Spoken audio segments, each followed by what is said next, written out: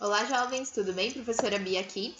Então, prosseguimos estudando o Egito Antigo, tá, pessoal? O vídeo de hoje ele vai se dividir em duas partes, porque nós vamos terminar de estudar a civilização egípcia hoje, tá?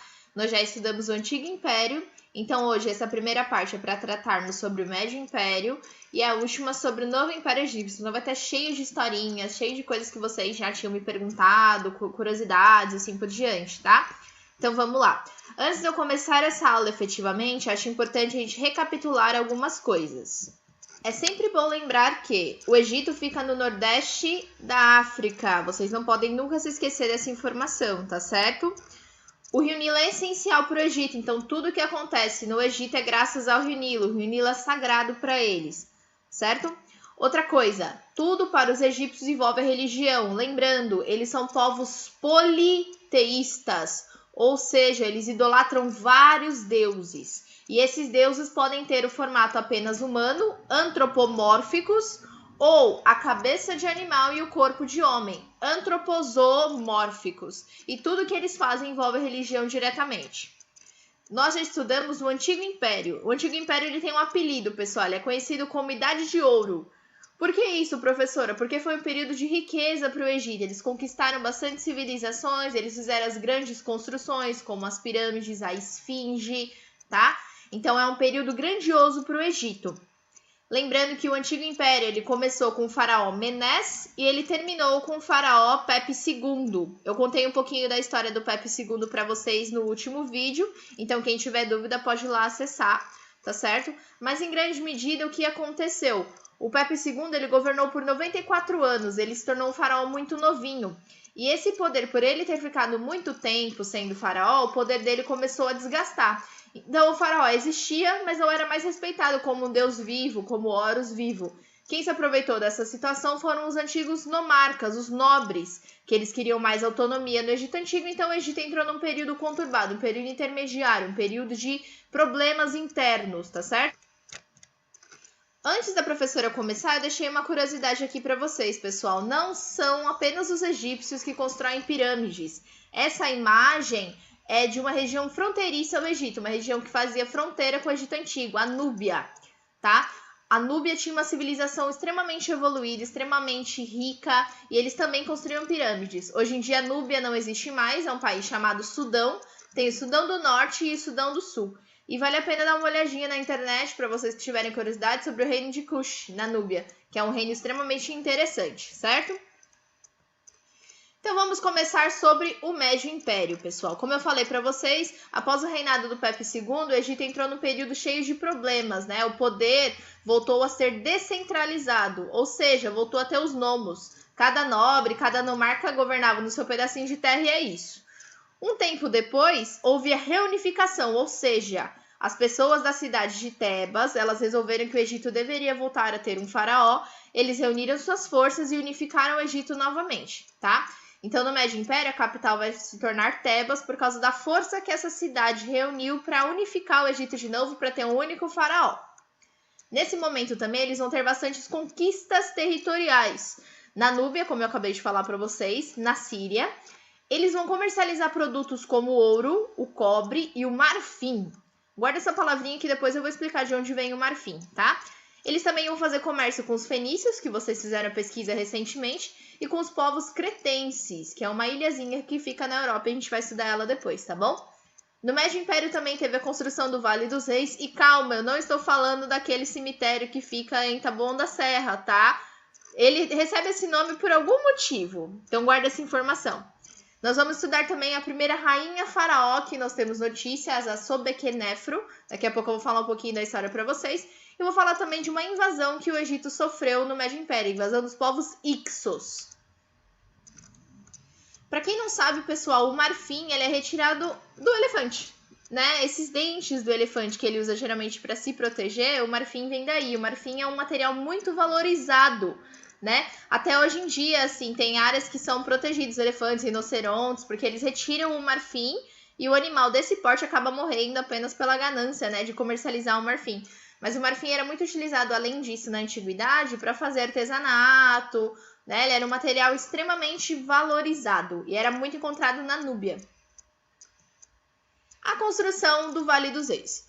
Como vocês sabem, pessoal, os egípcios eles construíam pirâmides e as pirâmides são complexos funerários. Não se esqueçam disso.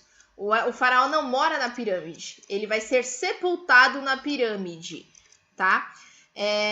Só que teve um faraó que resolveu acabar com essa tradição. Ele resolveu fazer uma coisa diferente para quando ele morresse fosse sepultado, né? O faraó Amenhotep I, ele resolveu fazer a sua tumba, o seu túmulo dentro das rochas. E aí construiu-se a cidade, né, a necrópole, ou seja, uma cidade apenas para sepultamentos. E eles construíram o que a gente chama de Vale dos Reis, tá? Por que recebe esse nome Vale dos Reis? Porque a maior e grande parte dos faraós do Médio e Novo Império estão sepultados nesse local, tá? Então, será que foi daí que pegaram o nome do cemitério ali que fica no Taboão, ali na BR, né? Taboão, Imbu? É uma coisa a se pensar, tá certo? Então, os túmulos, os complexos funerários são construídos dentro das rochas, tá bom? Aqui tem uma imagem de como seria por dentro do Vale dos Reis, tá? Percebam a arte, percebam todos os detalhes, né, das pinturas, como que a arte é feita, essa posição deles geralmente estarem do lado, símbolos sagrados, tá certo? Então, tudo isso era muito importante para os egípcios. Então, lembrem-se, no Médio Império, eles vão dar um tempo de construir pirâmides e vão começar a sepultar os faraós, as rainhas, assim por diante, no Vale dos Reis.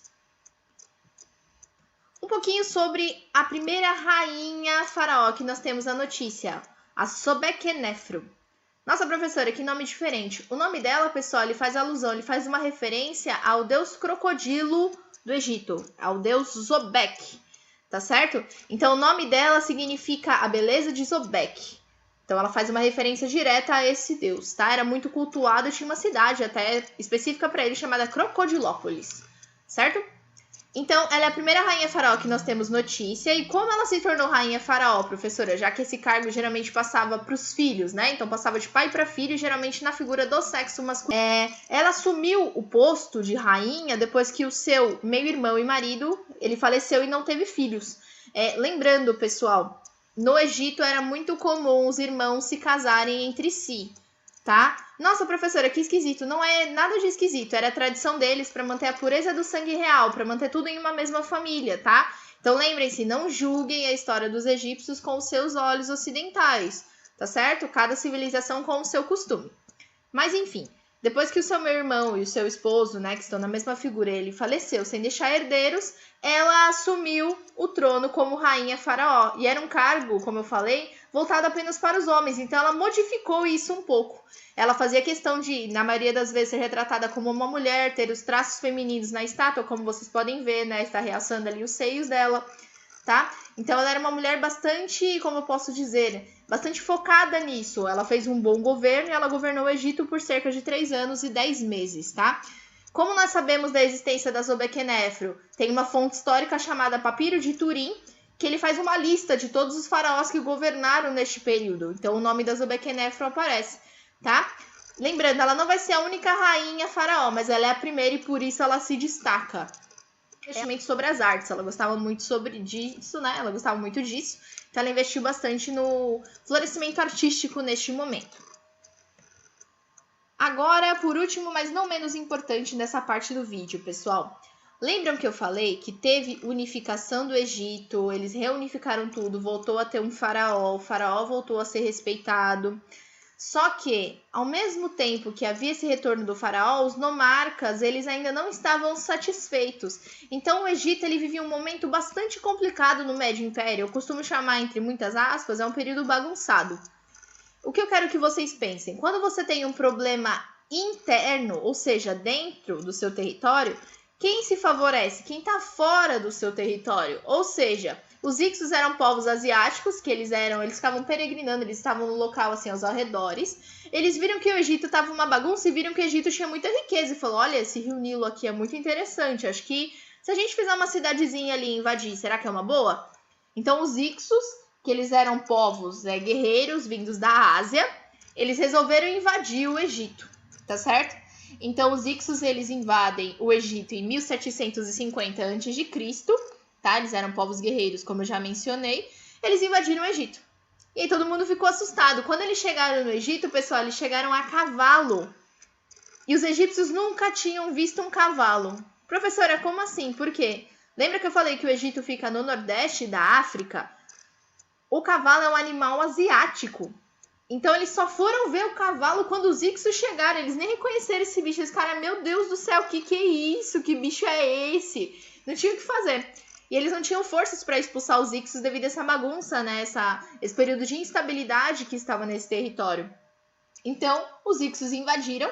Só que, diferente de outros impérios que invadiram e ocuparam o Egito todo, os Ixos chegaram e falaram, olha, não vou invadir o Egito inteiro, eu só vou fazer uma capital ali para mim, para eu focar ali, vou governar nesse local, e o resto vocês continuam ali na vida normal de vocês, tá? E aí os Ixos fundaram uma cidade chamada Avaris, que vocês podem ver ali no mapa. E ela fica bem na região mais fértil do Egito, bem ali no delta do Rio Nilo, certo? Então, quero que vocês lembrem o seguinte sobre os Ixos. O termo Ixos significa povos estrangeiros, literalmente. Foram os Ixos que trouxeram o cavalo para os egípcios, tá? Os egípcios nunca tinham visto o cavalo antes, tá bom? Os Ixos não ocuparam o território inteiro do Egito, eles só ocuparam essa região e fizeram uma capital ali para eles, tá? E os egípcios até tinham uma relação amistosa com os Ixos. Os Ixos ensinaram muitas coisas para os egípcios. Os egípcios iam lá e observavam. Olha, o que você está plantando aí nesse chão? Eu nunca vi isso. Ah, isso são legumes. Você tem que plantar assim, assim, assim. Os egípcios iam lá e tomavam nota. Ah, isso que tem que fazer? Beleza. Que animal é esse? Ah, é um cavalo. Ele come isso, isso e isso. Certo? Então, os egípcios iam aprendendo com os Ixos, tá? E conforme eles iam aprendendo, e detalhe, pessoal, os Ixos ficaram no Egito e dominaram o Egito por 170 anos. Os egípcios demoraram 170 anos para expulsar os Ixos do seu território, tá bom? Em 170 anos, eles aprenderam uma série de coisas. Então, por exemplo, aprenderam a fazer ferramentas de bronze, aprenderam a usar os cavalos, aprenderam novas verduras e legumes para fazer o plantio, aprenderam a fazer o tear roupas de modo mais fácil, né, para fazer as vestes, tá certo? E depois de 170 anos, os Ixos foram expulsos desse território pelo faraó Amoses I, tá certo? E aí começa o que nós chamamos de Novo Império, que é o que a gente vai ver na segunda parte desse vídeo. Eu espero vocês lá. Tchau, tchau!